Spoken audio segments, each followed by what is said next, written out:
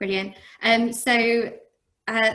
you for being here and for coming to these presentations. My name's Kim Longbon. I'm a lecturer at Sheffield Hallam University, as well as undertaking my PhD part-time. I got a very kind uplift to doctor on the abstract. I'm not quite there yet. I'm working on it, I promise. So yeah, this is my, it's a presentation of my literature review all around the topic of physical education subject leaders, PE expert or sport development professional. So the aim of this session is to briefly cover the rationale of the project and to describe to you the literature review process, then to present the results of the findings, and that's going to come in two separate sections there, and then finally just to discuss some of the implications of those findings on the rest of the study, because obviously the rest of the study is the real bulk to it for the PhD. So but before I go into that, just a little bit of explanation about sort of my context. Before coming into higher education, I was a sport development manager working within local authority, leading a large schools network of both sort of primary and secondary school. And during the time that I was working for them, there was a real shift of policy towards primary school, and as you can imagine, because that's where the funding went, that's where my sort of job focus went as well. So I've got a real interest in primary PE and sort of the administration and management of it. So that's sort of the catalyst for this project, really. So to give you some brief policy context, in the 1980s, there was very little focus on PE and sport policy. But schools were doing sort of activity around this, and they tended to fall on this spectrum of PE to school sport. And then when we saw John Major bring in sport raising the game, we saw two really specific sort of policy ideas come in there. One up towards the top end of that continuum with the national curriculum for PE, and then a real directive around emphasis on traditional team sports and character building, which obviously fits down towards the school sport end of that continuum. And then as the PESCL and PESIP strategies came in, it sort of bolstered that real emphasis on the national curriculum for PE, because we had a 2-hour target for every single pupil to have high quality PE. And then in conjunction with the London 2012 legacy promises, there was sort of additional stress put on competition for young people. During sort of the latter part of that policy era, during using sort of the PESIP strategy, the Labour government started to understand the importance of physical activity in schools. And that's where we see the use of the Change for Life project come in. And this actually continued into the coalition government policy era as well. They saw that as particularly important.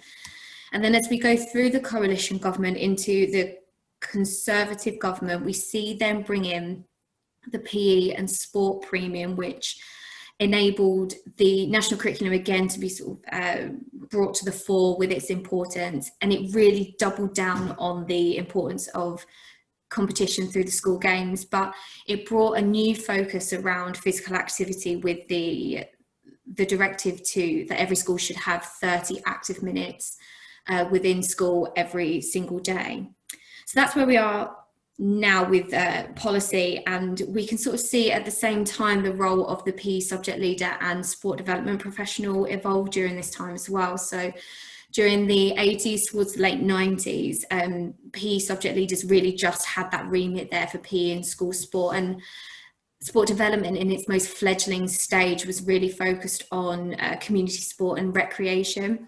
And then as we move into sort of the late 90s up to roughly 2010, sport development starts to encompass physical activity. However, the PE subject leader role really just stays with PE and school sport. And it's not until I'm calling them 2010s, that we start to see a change here. So we start to see physical education subject leaders moving away from their traditional role of designing and delivering curriculum towards sort of increasing and encouraging children to take part in sport and physical activity. And then interestingly, at the same time, we see sport development organisations creeping towards physical education because of the PE and sport premium. schools are being able to buy in our sport development organisations, sort of almost to take their place.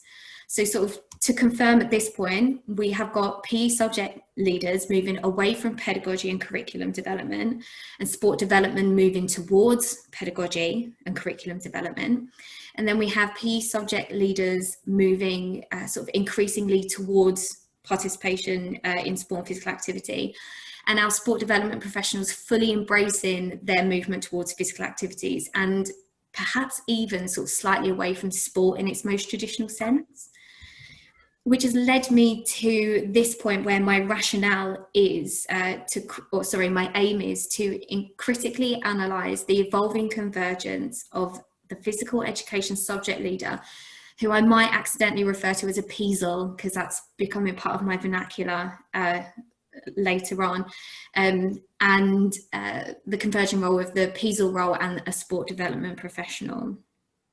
So at this stage, I have almost completed my first draft of my lit review, and I used what is referred to as an integrative literature review, so that I could use several different methods in order to bring together sort of a full look at the literature. So figure 3 there sort of tries to show you how it all fits together.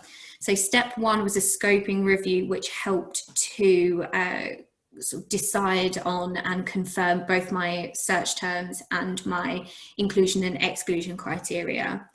And then I had what I'm calling step 2A, which is a systematised review to look at the academic literature, and concurrently was doing a narrative review to look at the grey literature, so lots of policy documents, research and evaluation documents from different government departments and sort of think tanks and things.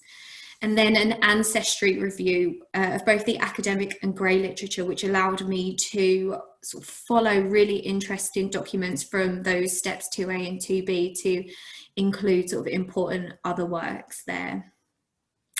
Which leads me into the first set of results. So the results are split into policy purpose and tasks and duties. And the first set of results in terms of the policy purpose, there were 7 purposes for PE and school sport and physical activity that I identified, and they fit quite nicely within these 3 themes of PE, school sport and physical activity. And we tend to use the acronym PESPA to refer to these. So again, I might accidentally drop into that.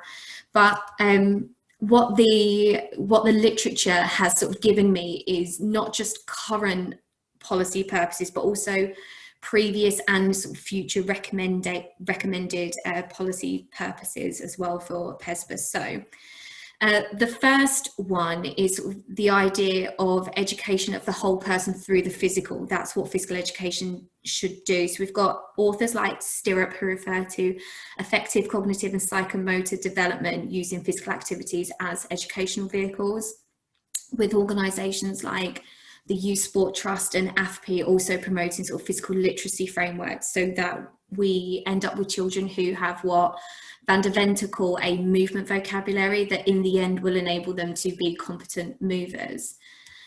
The second purpose up there is around raising standards and academic achievements, and this goes back to sort of some national standards for subject leaders from the late 90s that looks at every subject's ability to contribute to raising the standards across academic achievement. And that linked really nicely into a paper by Phil Potts that speaks about the purpose of what we used to call specialist sport colleges and their aspiration to raise standards using physical education. The third purpose up there is around personal and social development, and this crosses over really closely with school sport, because we talk about both of their capacity to contribute towards character building elements, so things like practicing teamwork, building confidence and resilience, building friendships, and then understanding concepts like fair play. And then a next element in here, specifically around school sport and the purpose of school sport, is around identifying talent and developing talent. This was identified by Griggs and Randall really recently, only 2 years ago, and saying that PSL's responsibility is to then be able to signpost those children to other opportunities. And this has been sort of in the literature for a while, and under John Major, it would have been these children that we would have sort of tried to feed into elite athlete systems to try and justify its place in schools. The third theme here around physical activity looks at PESPA's ability to encourage children to be lifelong participants in sport and physical activity.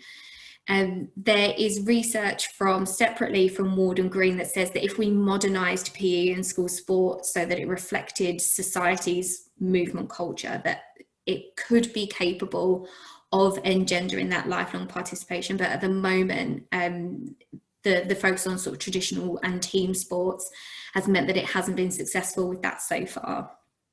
And then the final purpose up there is to do with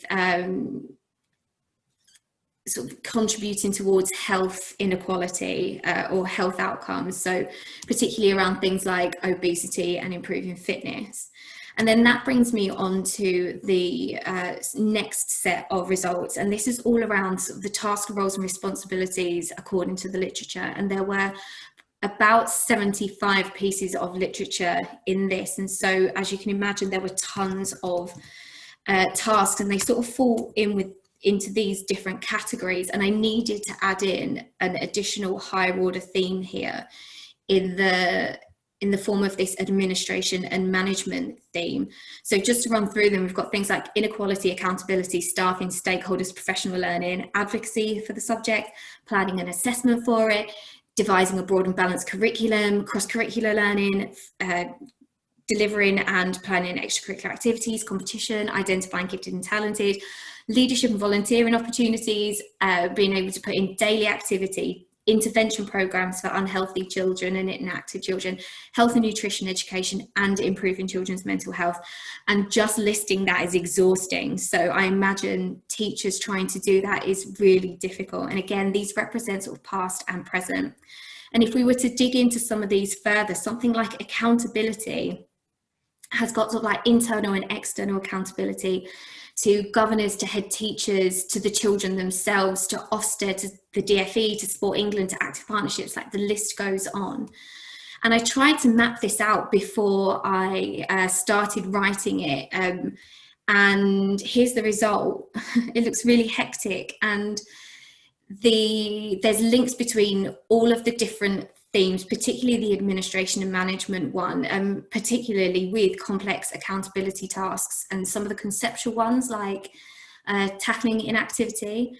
And when I looked at this, I thought to myself, gosh, this is a job all on its own, let alone having to try and do this on top of what is a full-time classroom job. And this pull-on resource for teachers to have to do this, it's a time resource, it's not a financial one. And what it means is that teachers are sort of diluting these tasks, so they're not having the impact, the ongoing sort of like long-term impact that they need to do, because they're going for easy wins. So we're including things like the 15-minute daily mile and identifying athletes, but what we're not able to do is follow through with these activities in any meaningful way for students. And where we really see convergence of these two roles really is around sort of the wider government policy implementation. So we see what would traditionally be the role of the sport development officer coming through in schools, so public health messaging, social justice in terms of tackling inactivity and identifying talented athletes. And we're seeing more and more sport development bodies in schools. So these two roles are creeping towards each other. It's not one overtaking the other, they're coming towards each other. And then in terms of, so this is my theoretical framework, it's Hall's 3 orders of change. What we see here is that the activities that are taking place in school are being resourced by sort of like the instruments and setting levels here, but there is potential for these to be really tokenistic because there's a disconnect between the settings and the instruments and what our goals are, what we're hoping to achieve overall. And additionally, it's really difficult to work out what resources to put into your instruments and your settings if there's sort of some confusion over what your goals are. And then sort of lastly, just to sort of what the implications are, it's confirmed convergence between the two roles. It's helped me sort of understand the breadth of purpose of PE, breadth of the role of PE subject leader, and there's two elements that it's helped out with my methodology, which is Q methodology, if anyone is interested. Here's all of my references for that, and then any questions.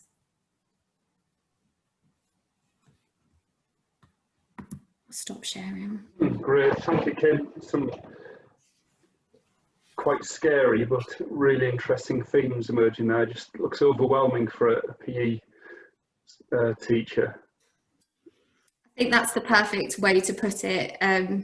That feeling of being overwhelmed. If I go back, probably 5 or 6 years ago now, before I got here, every time we got a new PE subject leader in, their feeling of being overwhelmed was probably the more than any sort of excitement or anything else. Some really interesting points. Any questions for Kim? I'll just check in the chat if any come up. Tim? Hi, Kim, that's great, thank you.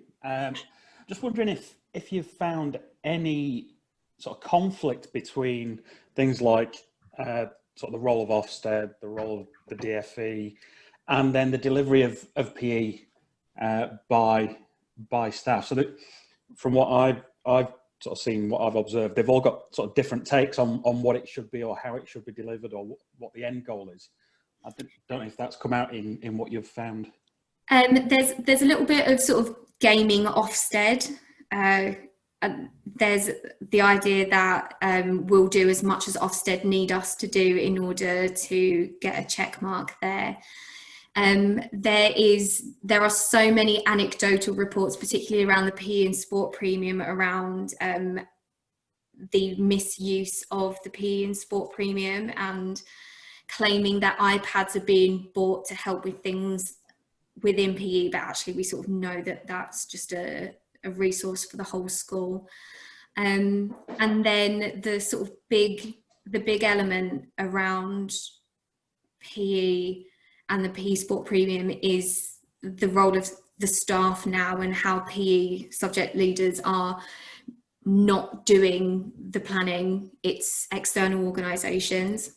That's technically not allowed under the DFE guidance, but it is still happening.